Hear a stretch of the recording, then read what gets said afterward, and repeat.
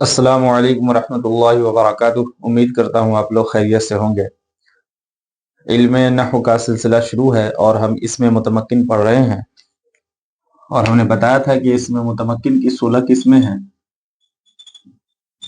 اور 16 قسموں میں سے ہم 6 قسم پڑھ چکے ہیں۔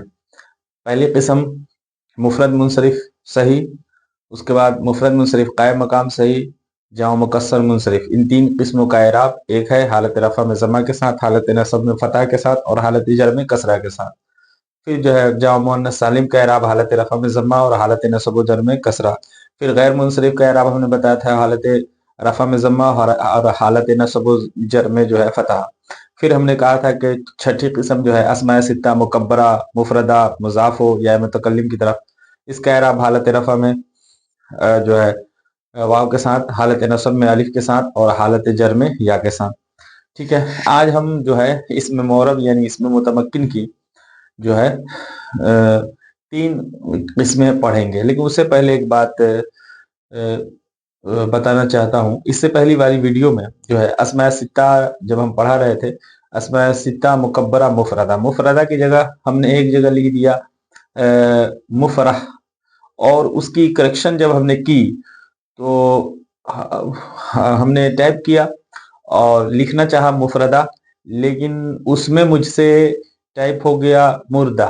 تو ایک جگہ ہم نے جو ہے بورڈ پہ ہم نے لکھا ہے مفرح، اور جو ٹائپنگ ہے اس میں جو ہے آپ دیکھیں گے جو ہم نے ٹائپ کیا ہے اس میں ہم نے ٹائپ کر دیا ہے مردہ، حالانکہ نہ مردہ ہے نہ مفرح ہے، اصل میں مفردہ ہے۔ ٹھیک ہے، تو جب ایک آدمی پڑھاتا بھی ہے، ایڈیٹنگ بھی کرتا ہے، تھمبنیل بھی لگاتا ہے، ہر چیز کرتا ہے تو یہی ہوتا ہے۔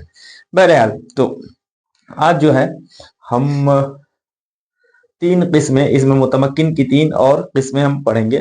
اس میں سے جو ہے 7ویں قسم، 6 قسم پڑھ چکے ہیں، آج ہم جو ہے 7ویں قسم پڑھیں گے۔ وہ کیا ہے؟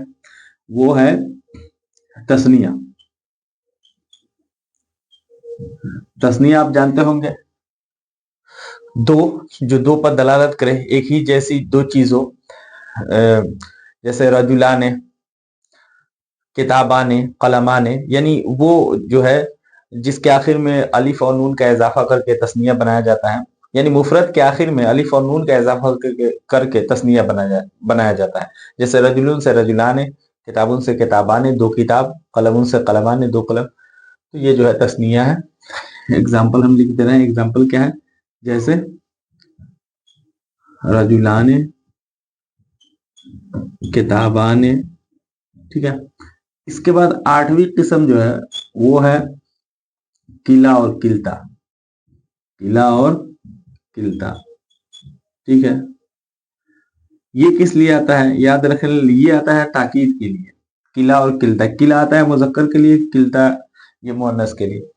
کلا اور کلتا یہ کیا ہے؟ یہ تاکید کے لیے ہے۔ تاکید کیا ہے؟ دیکھیں، تاکید ایک پورا چیپٹر ہے، آپ پڑھیں گے آگے، لیکن تھوڑا سا جو ہے یہاں ہم بتا دیتے ہیں۔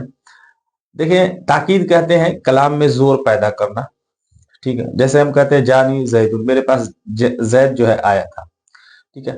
جانی زید، زید ایک مرتبہ اور میں کہتا ہوں زید، ٹھیک ہے، جانی زید زید، تو اب کلام میں جو ہے زور پیدا ہو گیا، یعنی زید ہی آیا تھا میرے پاس، کوئی اور نہیں آیا تھا۔ کلام میں زور پیدا ہوگا، مضبوط کلام ہو گیا، کلام میں زور پیدا کرنا، طاقتور کلام بنانے میں سمجھ۔ تو یہ کلا بھی کیا کرتا ہے؟ کلام میں زور پیدا، یہ تاکید پیدا کر دیتا ہے، ٹھیک ہے۔ اور یہ مذکر کے لیے، یہ مؤنث کے لیے۔ ایک بات اور یاد رکھیں، یہ کلا جو ہے یہ مضاف ہوتے ہیں کس کی طرف؟ ضمیر کی طرف۔ کلا ہما، کلتا ہما، ٹھیک ہے، کلا ہما، ٹھیک ہے، اسی طرح کلتا ہما، ٹھیک ہے، یہ یاد رکھنا ہے۔ 9ویں قسم جو ہے وہ ہے اثنان اور اثنتان، اثنان اور اثنتان، ٹھیک ہے۔ اثنان واحد مطلب ایک، اثنان مطلب 2، اثنان اور اثنتان اس کا بھی معنی 2۔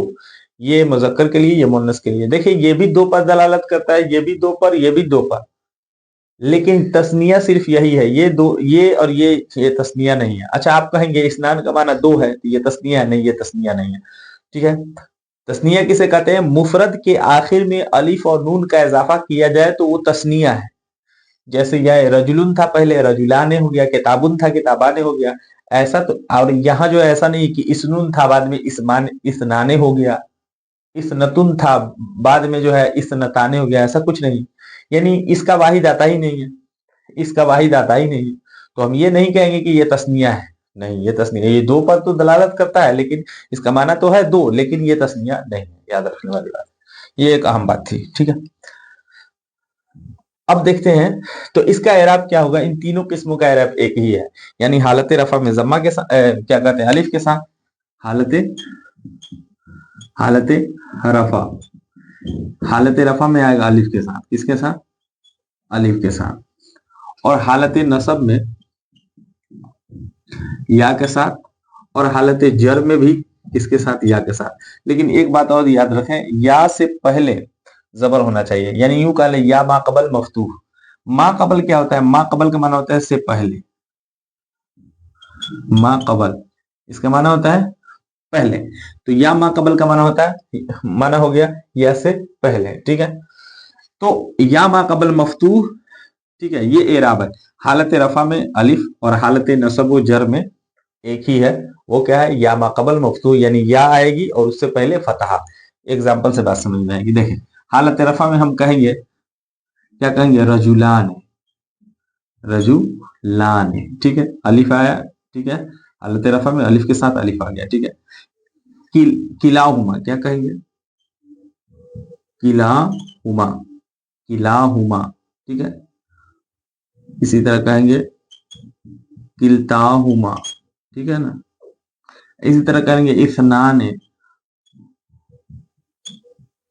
ठीक है, या इस्नताने, क्या कहेंगे? इस्नतान, ठीक है। और हालत नसब में क्या कहेंगे? रजुलैने, रजुलैने। और किलाहुमा का क्या हो जाएगा? किलैहिमा, ठीक है, या किल्तैहिमा। एक मिनट जवाब,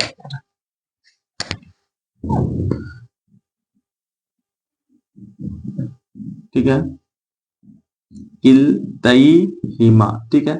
इसी तरह इस्नाने है, क्या हो जाएगा? इस्नैने। ये हालत रफा है ना, और हालत नसब हम बताएंगे क्या है? इस नहीं ने, इस नहीं ने, ठीक है, या इस्ना तैने, या इस्ना तैने, ठीक है। और हालत जर में भी वही, हालत नसब और हालत जर दोनों में एक ही है, यानी या मा कबल मफ्तूह। तो रजुलैने, ये या है, और या से पहले क्या है? फतहा है लाम पर। तो लाम पर जब फतहा गया तो लाम क्या हो गया? मफ्तूह। तो या मा कबल उससे पहले, या मा कबल मफ्तूह है, या मा कबल मफ्तूह, ये हालत नसब जर में इसका एराब आता है।